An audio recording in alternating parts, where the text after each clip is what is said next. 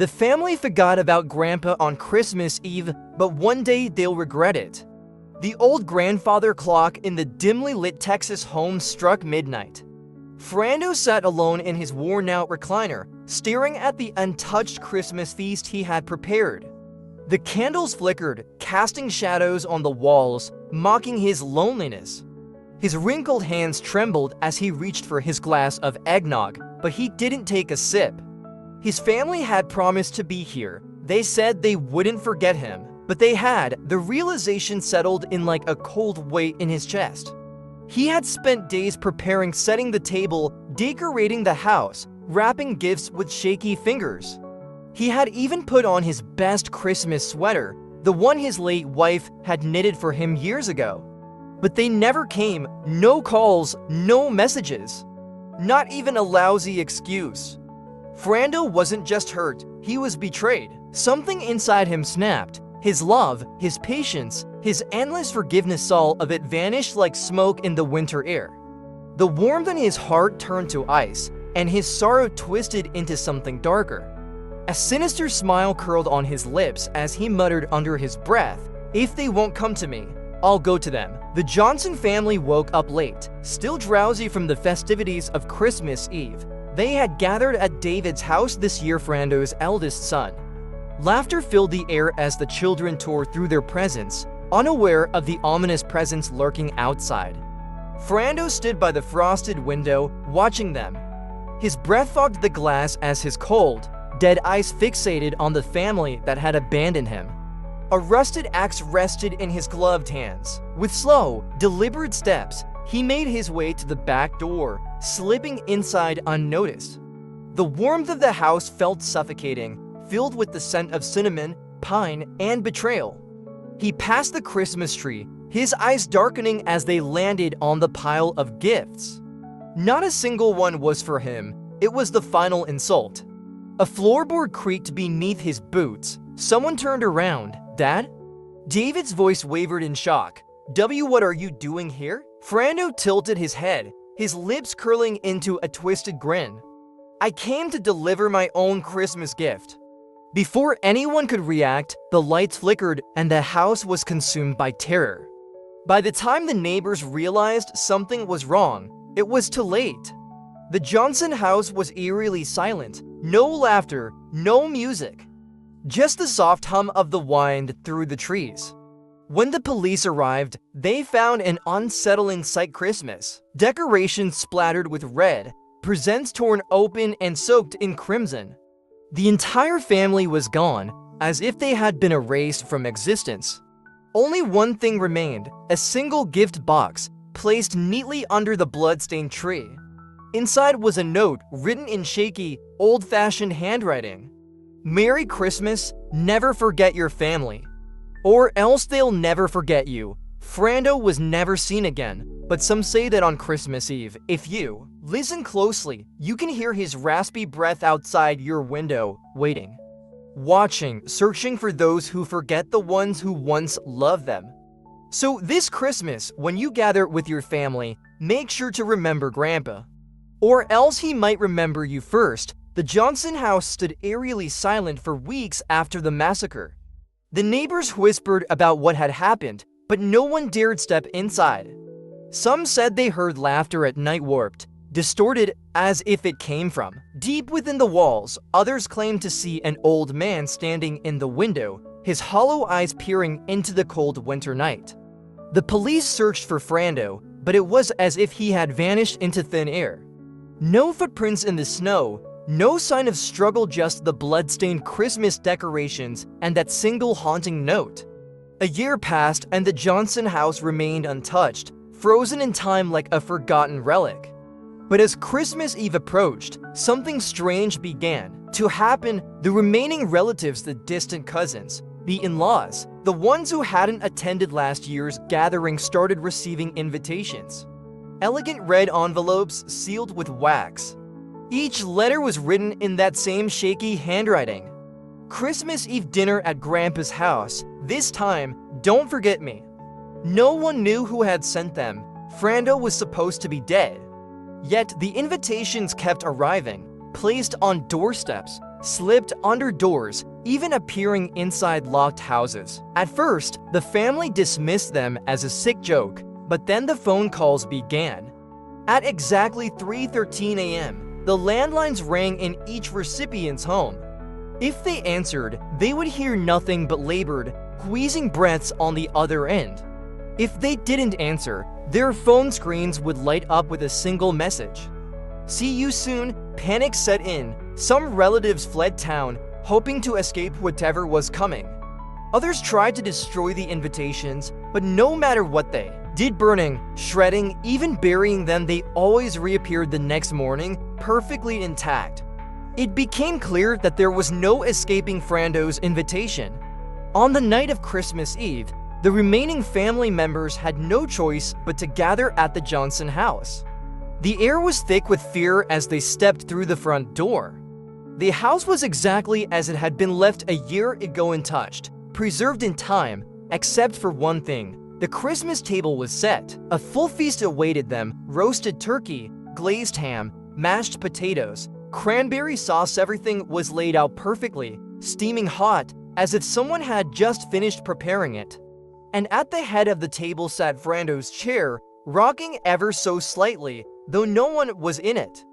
The air grew colder, the lights flickered. Then, from the hallway, a deep, rasping voice echoed, "Take a seat." The family froze. Their breaths hitched in their throats. Then suddenly, the doors slammed shut, the windows locked themselves. The candles burned higher, casting long, twisting shadows that moved.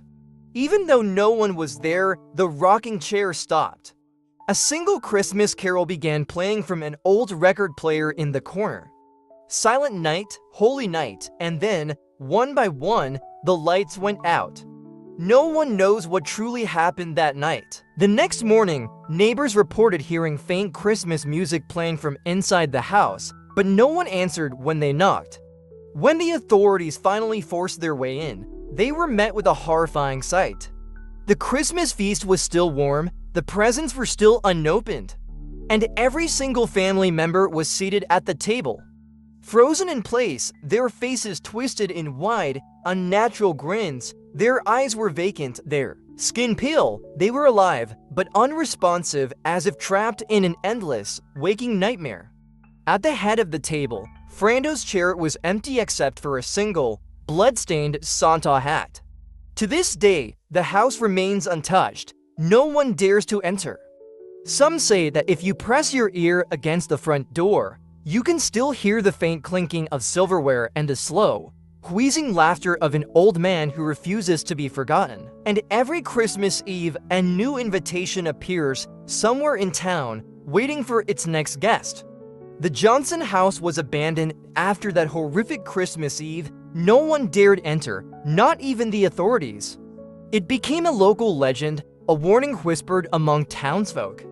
If you forget your family on Christmas, they'll never forget you. The house remained frozen in time, plates still set, candles melted down to wax puddles, and the bodies of the Johnson family sitting eerily at the table, unmoving. But the strangest part? The food never spoiled, the drinks never dried up. The Christmas tree never lost its needles. It was as if time had stopped inside those cursed walls. But outside, Frando's curse was just beginning. The first sign that Frando wasn't done came the following December. People began finding red envelopes again tucked into mailboxes, slipped under doors, even appearing inside locked cars.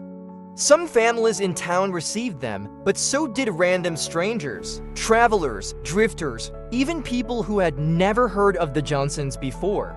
Each envelope bore the same words: Christmas Eve dinner at Grandpa's house. Don't be late. Some ignored them, others thought it was a prank.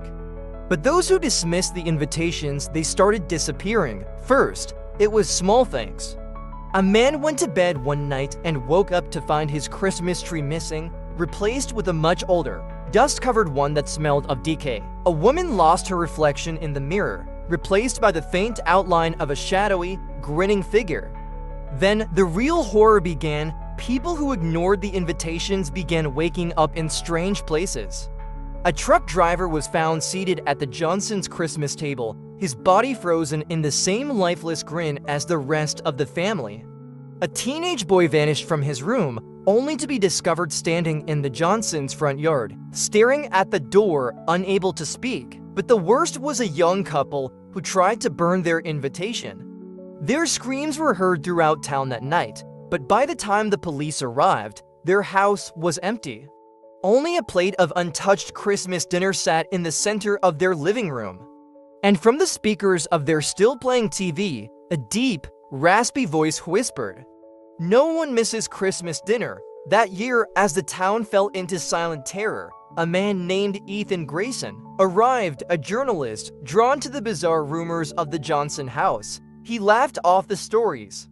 "Just small-town superstition," he told the bartender as he sipped his drink. That was until he returned to his motel room that night and found his own red envelope waiting on his pillow. He hesitated. He wasn't family. He didn't even know Frando. Why was he being invited?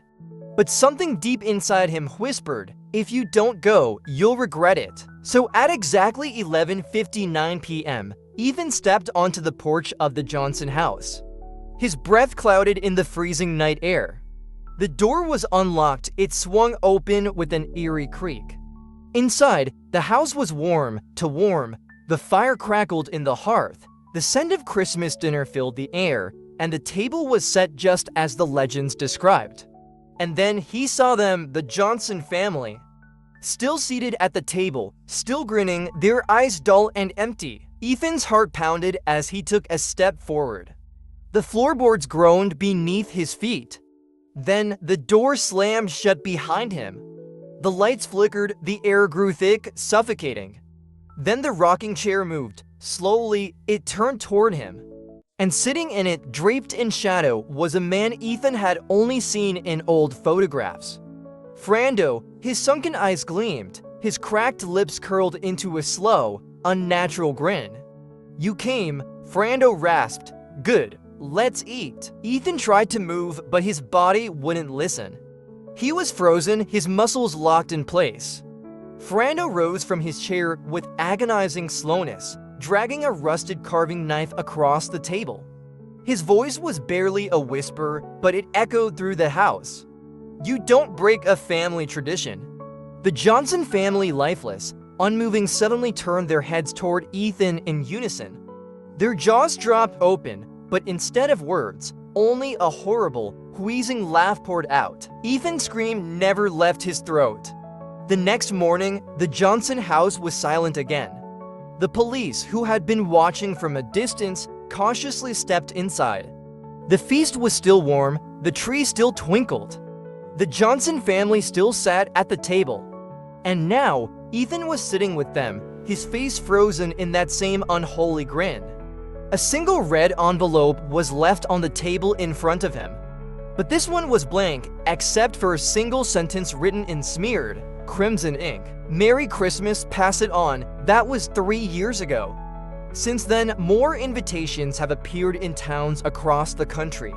No one knows how they choose their victims. Some are connected to the Johnsons, some aren't. Some ignore them and disappear. Some show up and are never seen again. But one thing is certain, Frando's Christmas never ends. So if you find a red envelope waiting for you this holiday season, do you dare open it?